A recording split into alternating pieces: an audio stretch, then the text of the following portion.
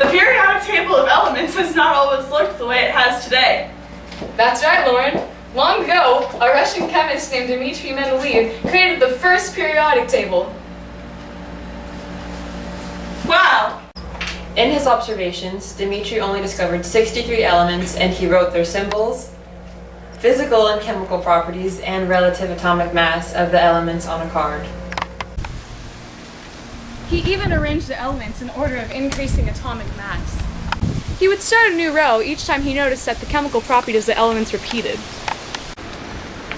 It says here that he also gave these elements provisional names, such as eucrinium for the element that came below aluminum.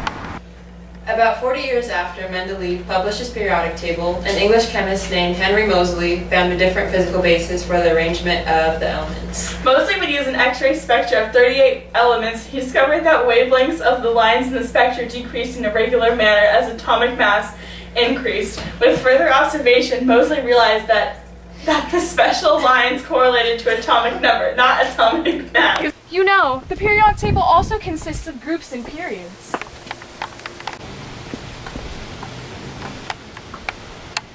Which is which? Well, a vertical column on the periodic table is called a group, and a horizontal row is called a period. Doesn't the periodic table of elements also consist of groups within the elements? That's right. The groups are alkali metals, alkaline earth metals, the halogens, the noble gases, and transition metals. Wow. Don't forget about the lanthanides and actinides. Jeepers! I can't believe you forgot those. How else are they arranged? Ionization energy, electron shedding, bond radius, and electronegativity. Wow. How can you tell the difference between them? Well, it says that ionization energy is the energy that's supplied to remove an electron. Electron shedding causes the outermost electrons to be held less tightly to the nucleus.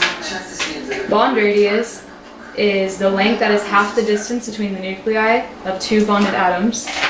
And electron negativity reflects how much an atom in the molecule attracts electrons. Nice. Wow, the periodic table has tons of information to learn about. Did you know that elements in the periodic table are also used in everyday items? For example, some calcium is also in milk.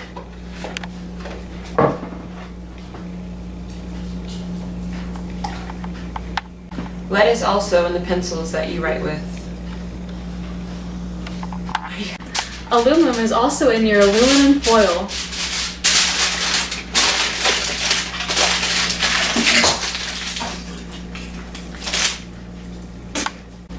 Potassium is also in bananas.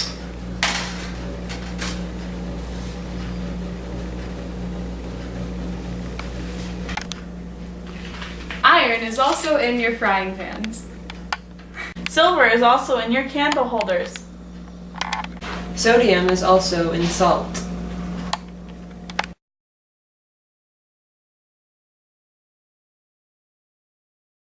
Okay, how often does Mendeleev like chemistry jokes? How often? Periodically. What element is the least fun to hang out with? Which one? Boron. This guy. I hate telling noble gas jokes. There's never a reaction.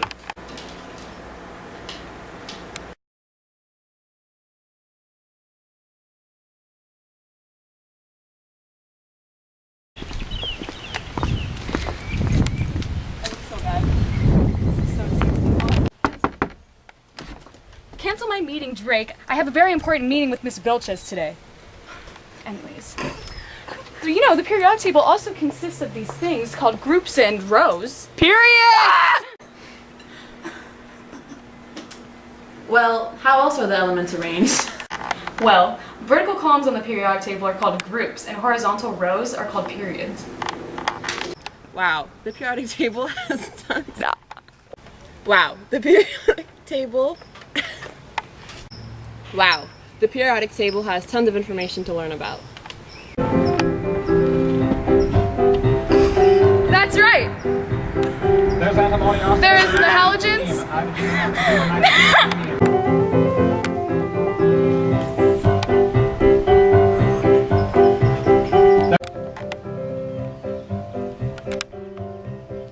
Well, there's the alkali metals, alkaline earth metals, halogens, noble gas.